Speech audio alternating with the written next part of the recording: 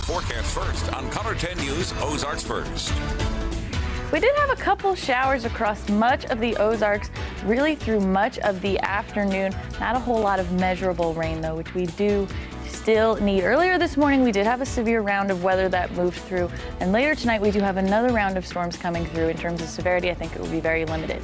In terms of temperatures today, it was a very warm day here in Springfield. Temperatures around 97 here, about 93 in Branson, and it did hit 100 down in Fayetteville. Temperatures right now across the Ozarks still pretty warm. Temperatures in the upper 70s to lower 80s, around 79 here in Springfield. A less humid and more pleasant weekend ahead and into next week as well. I'll show you my 7-day in just a little bit. KOLR 10 News at 10 starts now. Now, from Ozarks First, you're watching KOLR 10 News at 10. I couldn't see anybody. I couldn't hear anything. I couldn't hear screams. It felt like I was out there on my own. And I was yelling and I was screaming. And finally I said, Lord, just let me die. Let me die. I said, I can't keep drowning. I just can't keep drowning, because that's how I felt. And then I just let go. We begin our coverage with a victim of yesterday's Ride the Ducks boat tragedy on Table Rock Lake. Good evening, I'm Heather Lewis. Tia Coleman, who is critically injured from that accident, is part of the family that lost 9 members when the boat sank last night. That family called our newsroom hoping to share their story. Our Frances Lynn spoke to Tia Coleman. Frances, what did she talk about? Heather, Tia told me she goes on family vacations all the time. When they got to Branson, they actually went to the wrong duck boat business, but then she switched out her ticket for the 6:30 ride. Less than an hour later, Coleman would be one of 2 members of her family on that boat ride to survive. She told me what she remembered about the accident. A duck boat tour usually travels on land and water. Tia Coleman says she was told the tour will go on the water excursion first because of the incoming storm. She describes the captain taking over when they reached the lake. Once he takes over, there's big, huge waves, it's choppy, and everybody start getting like, hey, this is a little bit too much. And then it got really choppy and big swells of water start coming into the boat. Then a really huge wave swept over, and when that wave swept over, the last thing I heard my sister-in-law yell was, grab the baby. That's when the boat started sinking. And my head pushed up to the top of the water, and I lost control. I didn't have anybody with me. I couldn't see anybody. And I know it wasn't, but it felt like I struggled for, it felt like I struggled for at least an hour. But it was probably like 10 minutes. And I just remember I kept sinking. And she was drowning and describes the water as being very cold. And I started floating. I was floating up to the top. I felt the water temperature raise to warm. And as I felt the water temperature raise, I jumped up and I saw the big boat that sits out there. I don't know what kind of boat it is. It's huge, though. It was a rescue boat with people throwing life jackets into the water. And I said, Jesus, please keep me. Just keep me so I can get to my children. Keep me, Lord. And I was swimming as fast as I could.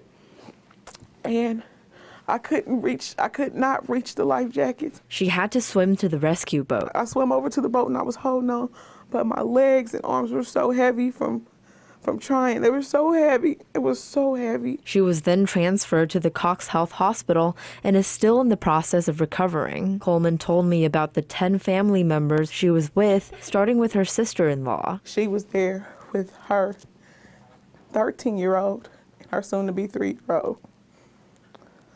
I was there with my husband and our 3 children, who were 9, 7, and 1. My in-laws were there, my mother-in-law and my father-in-law and the uncle who lives with them. She also told me there were life jackets on board. They told us, they're up here, this is where they are. They showed us where they were. They said, but don't worry about it, you won't need it. We said, okay. So when the captain took over, I thought that at some point, he would say, grab the jackets now. Yeah. But we were told to stay seated, and everybody stayed seated. Nobody grabbed it. When that boat is found, all those life jackets are gonna be on there, because nobody pulled one off. You weren't supposed to grab them unless you were in distress, which we were, but he told us we don't need them. I don't know what to say. It's definitely life-changing, life-altering event.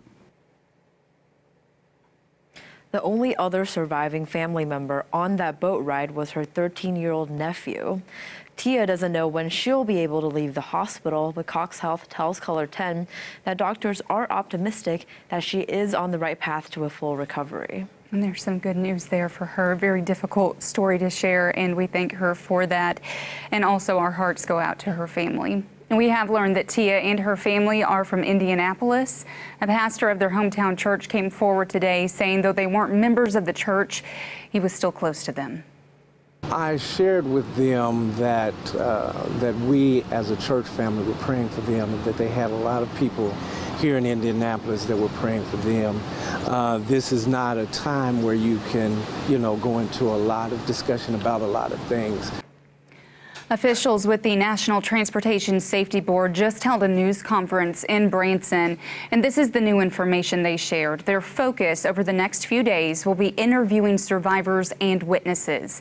Investigators will be in Branson for the next 10 days. It will be months before a preliminary report is ready, and it will take investigators about a year to release an official cause of the crash to the public. Tonight, several vigils were held to honor those lost at Brookside Church in Branson. Mourners lit candles, sang hymns, and prayed for the families of the victims and the first responders. Cindy Reich, who is a member of Brookside Church, told us why the church wanted to host this event. We wanted to be sure and hold up our community, let people know that we are here, that we have a lot of friends and family who were part of the responders and on the Branson Bell. We did not know anyone that was on the ducks, but we want them to know that we love them, that we are here, and that this is a community that helps support each other. Reich tells us Branson has been blessed to be spared from tragedies like this, and it's important for the community to come together. Last night, 7 people were brought into the hospital. One of them declined treatment. So out of the 6 survivors currently still in treatment, 3 are adults and 3 are kids under the age of 18. 2 of the survivors are in critical care after being very close to drowning last night. One of those is Tia Coleman, who you just heard from. The other 4 suffered minor injuries, and doctors say they are optimistic that they will all soon get better. We spoke with Carrie Coleman, the Marketing Communications Director for Burrell Behavioral Health, about the services Burrell is offering to those affected by this tragedy, including first responders. We have a crisis stabilization team that works at Burrell all the time, and in circumstances like this, when there's a traumatic event that can impact the community, we're often brought in to help deal with the trauma and minimize the impact that it's going to have, and give people coping skills for how to work through it. Counselors will be at Cox Hospital's Dogwood Community Room tomorrow. There's also a crisis line. That number is 1-800-494-7355. Coleman tells us if there's a greater need in the community, counselors will be there past tomorrow. Well, there were dozens of heroes when the duck boat sank, risking their own lives to save others. Many were nearby at the State Park Marina. A team there began to secure their area, making sure all of the customers were off the dock. Then Roger Carpenter, State Park Marina manager, says he and the 16-year-old son of the marina owner got on their boat to help. When they arrived on scene, there was no duck boat and only life gear floating. Shortly after, they heard a scream and saw 2 men who jumped off the Branson Bell to save a lady who was on the duck. They came from the back of the Branson Bell. They were 500 yards down the lake from there. They were completely exhausted, still holding on to a lady that was deceased. Missouri Governor Mike Parson made a point to thank the first responders who assisted in the rescues and continue to care for the victims' needs today. I want to thank all the responders that have been down here. I want to thank the sheriff. I want to thank the city of Branson. I want to thank the Missouri State Highway Patrol, their dive team who's still out in the water. and will continue to be out on the water, and all the other resources. I know the Coast Guard's here. There's multiple agencies have come together to try to help with this tragic event, to bring some sort of conclusion to it. Senator Claire McCaskill was grateful for both the city of Branson as well as its members. She says it's encouraging to see the professionalism and cooperation between state and local officials and the two federal agencies investigating this tragedy. I'm grateful to Mayor Best, the Red Cross, and the brave men and women of the Missouri Highway Patrol, particularly the divers, who had the worst job of all today. My deepest condolences continue to go out to those families torn apart by this tragedy. Ride the Ducks Branson posted its condolences on Facebook, reading, "We are deeply saddened by the tragic accident that occurred at Ride the Ducks Branson. This incident has deeply affected all of us. Words cannot convey how profoundly our hearts are breaking. We will continue to do all we can to assist the families who were involved and authorities as they continue with the search and rescue. The safety of our guests and employees is our #1 priority. Ride the Ducks will be closed for business while we support the investigation and to allow time to grieve for the families and the community." Now, many of you are wondering how you can help the families of the victims. The Table Rock Lake Chamber of Commerce and the Branson Tri-Lakes Chamber of Commerce have partnered with the Skaggs Foundation to collect donations. There's a GoFundMe page account set up. You'll find a link to that page on ozarksfirst.com. You can also drop off donations at the Skaggs Foundation office at Cox Medical Center in Branson. The Community Foundation of the Ozarks is also working with local leaders to support funeral, travel, and transportation costs for the victims and families, and they say they need your help. All tax-deductible donations can be made on the CFO website or sent to the Foundation's physical mailing address. Well, the weather calm for most of the Ozarks tonight. Beth, will it stay that way? Yeah, Heather, it looks like we may have another round in southwest Missouri and northwest Arkansas overnight tonight. After that, a less humid and more pleasant weekend and week ahead. I'll have more on that coming up next. You're watching Color 10 News, Ozarks First with Heather Lewis. Weather with meteorologist Beth Finello. And sports with Dan Lucy. This is Color 10 News at 10.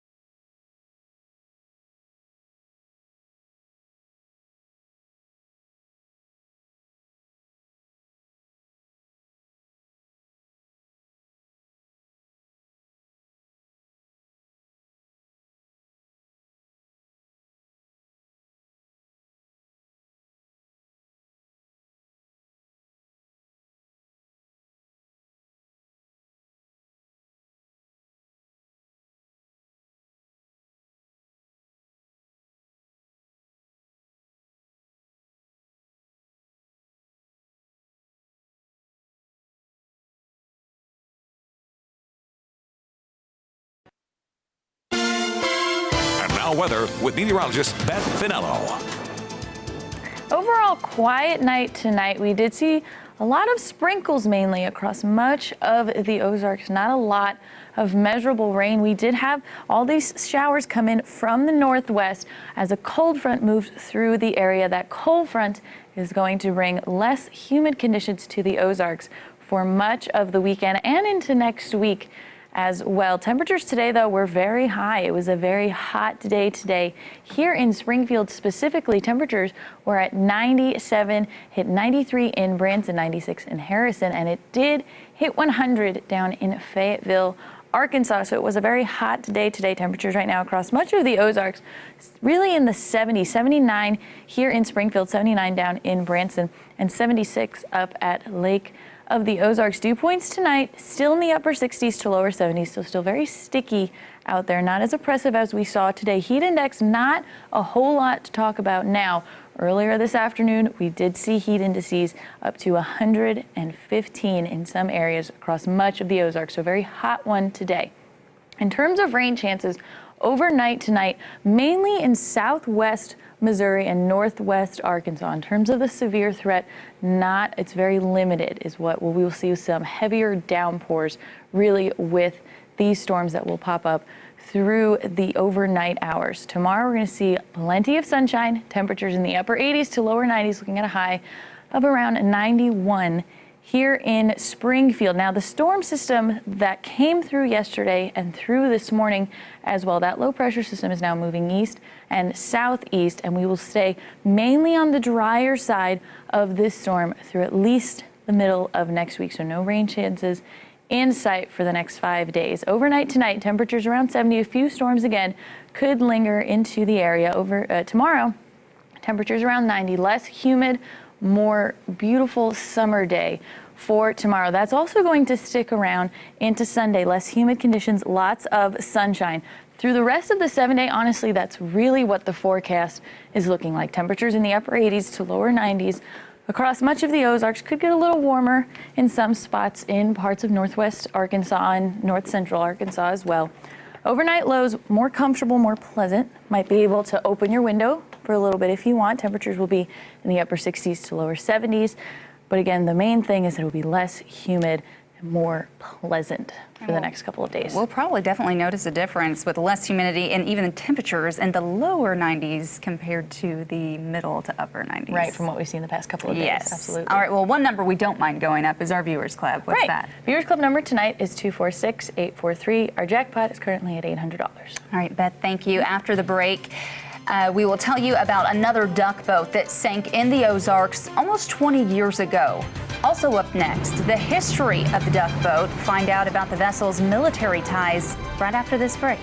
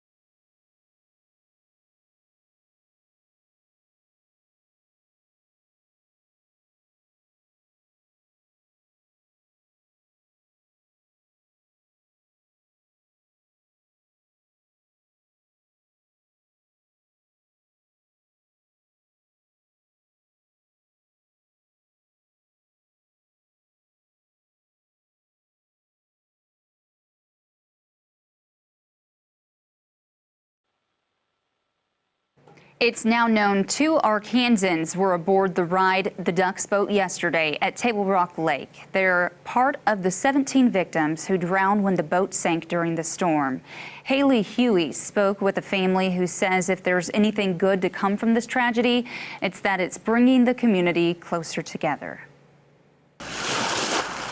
See something like this happen, it's definitely, shook our foundation. Hearing the news of the deadly duck boat accident shocked Glennon and Tonya Kraser. I don't know anybody that was on that boat.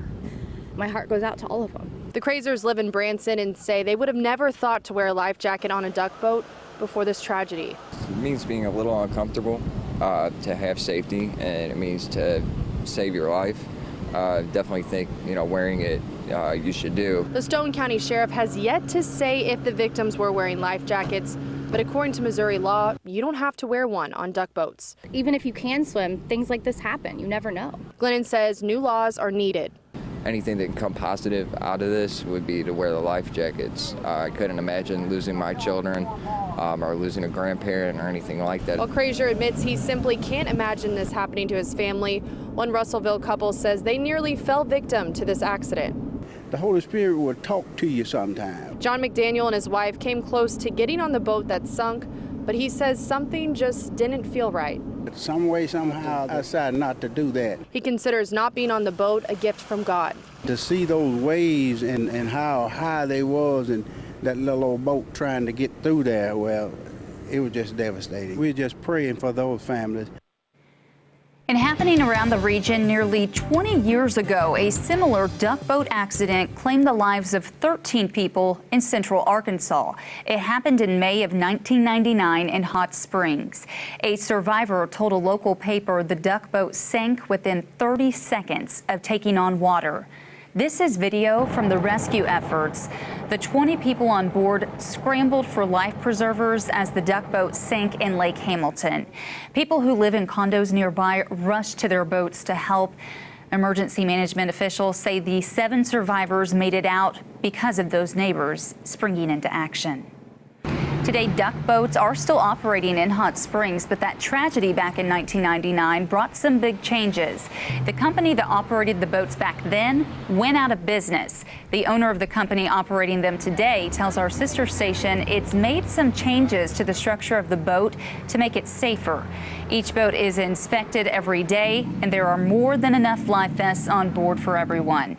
The duck boats have to be in compliance with Coast Guard standards, and drivers in Hot Springs must complete 3 months of training before taking out tourists. Well, if you're wondering where did duck boats come from, we have your answer. Our sister station KMOV tells us exactly how this amphibious vehicle came to life, and it has an extensive history. General Motors helped develop the duck boat in the early 40s to help the Allied forces, including the U.S., during World War II. The military-grade amphibious vehicle could operate on both land and water and get troops the supplies and reinforcements they desperately needed. After the war ended in 1945, the military allowed the public to buy extra supplies like these boats. Today, some are still used by tour companies across the country, while others have been built using a similar design. Welcome to the court, Mr. Jack Sock. Want to catch you up on sports next? A Wimbledon champion brings his talents to Springfield. Dane Malloy is up next with highlights of Jack Sock's team tennis debut.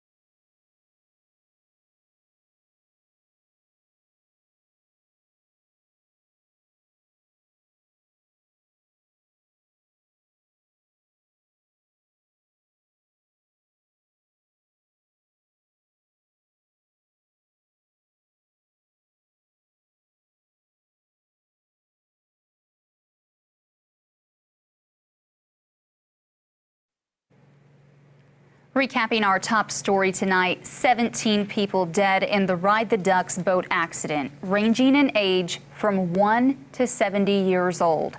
What caused this tragic accident is still being examined, including the impact of the weather. And the NTSB actually held a news conference just a little while ago saying that it will at least be 1 month before a preliminary cause is determined. The investigation itself could take about 1 year. We do know that victims are from around the nation. 6 remain in the hospital, 2 in critical condition. We will be continuing to follow this story as it continues to develop over the weekend as well. So make sure you download that Color 10 News app. We'll be sending those alerts straight to your phone. And before we go, let's get a final check of our forecast. Sure, a little more pleasant temperatures tomorrow, less humid conditions for much of the weekend. Temperatures in the upper 80s to lower 90s. That's really how it's going to be through the rest of the week with lots of sunshine. All right, thanks for joining us for your news at 10. We'll see you again right here tomorrow night.